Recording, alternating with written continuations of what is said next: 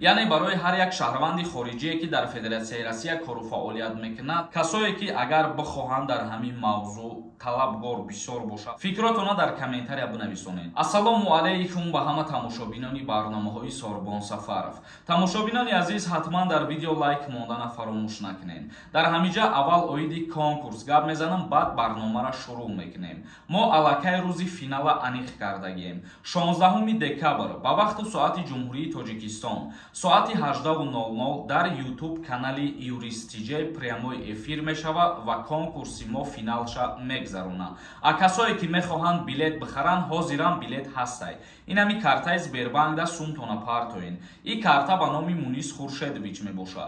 Ба аксия билет бихарен ба 1000 рубл 10 дона билетон метиҳем. Ба финала 4 рӯзи дига вақт мондагиай шанса ай даст натиҳен. Чектона да инами рақамҳои WhatsApp рӯй кунен. Конкурс ҳамагӣ 46 дона приз дора. Шанси бурд кардан бениҳоят зиёд мебоша.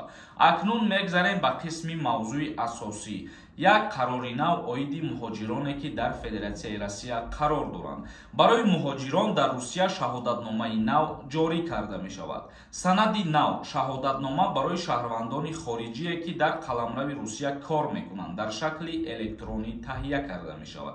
Яъне шаҳрвандони хориҷие ки дар Федератсияи Россия кору фаъолият мекунанд, и қарори нав ба ҳамво тааллуқ дорад. Бояд гуфт ки лоиҳаи мазкурро Вазорати корҳои дохилӣ дар ҳамкорӣ бо Вазорати рушди рақамӣ роҳандозӣ мекунад. Дорандаи шаҳодатнома ин нафаре мебошад ки дар бораи ӯ тамоми маълумот ҷамъоварӣ шудааст. Ному насаб, иҷозатномаи кор, шиноснома ва суғуртаи тиббияш. Яъне барои ҳар як шаҳрванди хориҷие ки дар Федератсияи Россия кору фаъолият мекунад, шаҳодатномаи биометрӣ ворид карда мешавад бо тариқи электронӣ.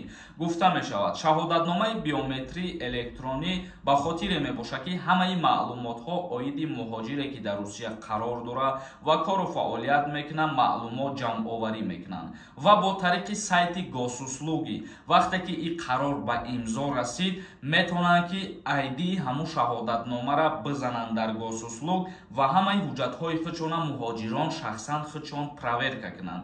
Ин танҳо ҳозираш дар лоиҳа мебошад. Лоиҳа ки ба имзо расид, баъдан муҳоҷиро ин гуна кора истифода бурда метавонанд. Мегзарем ба қисми хондани комментарияҳо. Али нависондай: ака ман мухлиси тиём, ҳамаи видеоҳода лайк шапак дорам, лекин ба саволҳои ман ҷавоб надодастен.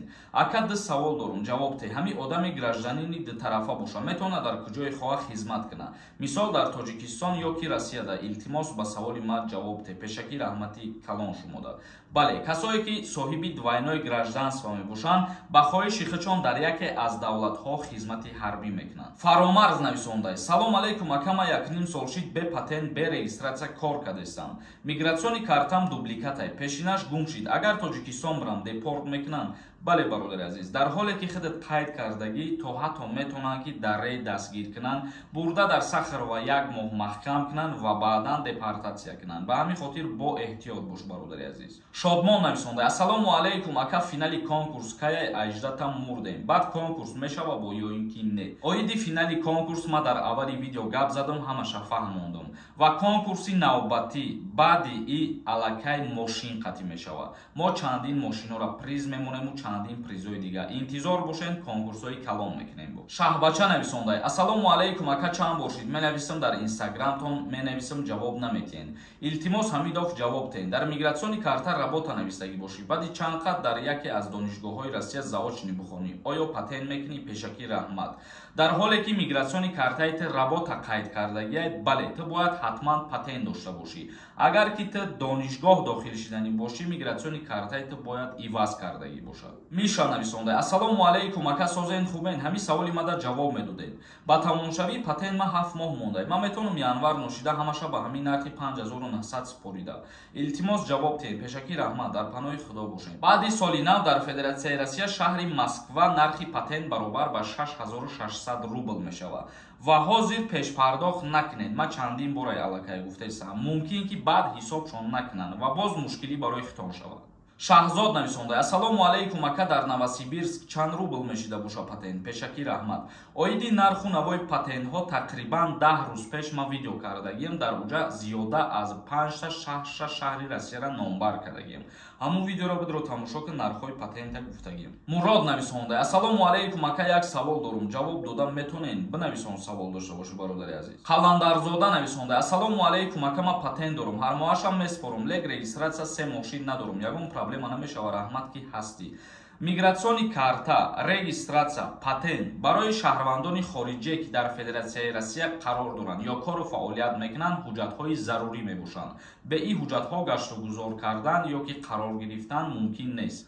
Як каси дигар нависонда: ассалому алайкум бародар, шумо дар Тоҷикистонен, бо шумо бо телефон гап зада мешавад. Касое ки мехоҳанд шахсан бо худи ма ҳамсуҳбат шаванд, дар экран номи инстаграму мебирояд. Дар инстаграм бинависед, суҳбат мекунем. Акбар Хоҷаев нависонда: ассалому алайкум акай Сорбон, беҳтарин юристи дар YouTube. Одаморо оддӣ карда мефаҳмонӣ. Раҳмат ба ин хел хонаводат. Худо дар корот баракат бита. Акай Сорбон, як савол доштем. Ма патента то охири январ споридагим. Патенти ма январда барои қарори нави Россия суми споридагимон месӯзад ё моҳи январ айсар спорем ки насӯза. Ҳамира мефаҳмондимон, беҳтарин мешид, муҳимай. Худо нигаҳбонот, пешакӣ раҳмат. Ҳазор раҳмати калон аввалан барои ҳар яки шуморам ки суханҳои хуб менависонед ва моро дастгирӣ мекунед. Бародари азиз, ма аллакай дар чанд видео май гуфтаистам ки пешпардохт накунед. Чунки вақте ки патент қимат мешава, ҳама рақамҳову дигар чизҳош алиш мешава, мумкин ҳамура ҳисоб накунанд. Вале худо хоҳад зиндаву саломат бошем то охири моҳа ягон тағйироти иловаҳо дар ҳамин мавзӯъ ки шид, ҳатман ба маълумоти шумо мерасонем. Аюб нависонда: ассалому алайкум ака, ма як штрафи 5000 дорум. Барои фалшиви регистратсия мақсад виезда маҳкам намешавад, дигар вобше штраф надорум. Ҳамира пратар фаҳмонед. Вақте ки регистратсияи фалшиви бошад, дар база дани набошад, метавонанд ё ҷаримат кунанд ё ки видвареният кунанд. Видварениярам ба монанди депорт мебошад, просто ки муҳлати и камтаре. Ҳалим Исмоилов нависонда: ака, ма тарафи республика Хакасия даем. Патент 7200 рублай, боз қимат мешида бошад. Фикр мекунам дар тамоми шаҳрҳо қимат мешава баъди соли нав. Алик нависонда: ака, дар бораи чӣ хел ба донишгоҳҳои Россия дохил шудан мегуфтед? Касое ки агар бихоҳанд дар ҳамин мавзӯъ талабгор бисёр боша, оиди маълумот гирифтан, чӣ хел ба донишгоҳҳои Россия дохил шиданша бифаҳманд, фикротона дар комментария бинависонед. Тамошобинони азиз, ба ҳамин барномаи имрӯзара ҷамъбаст мекунем. То видеоҳои оянда, худованд ҳамаи мо шуморо нигаҳбон бошад.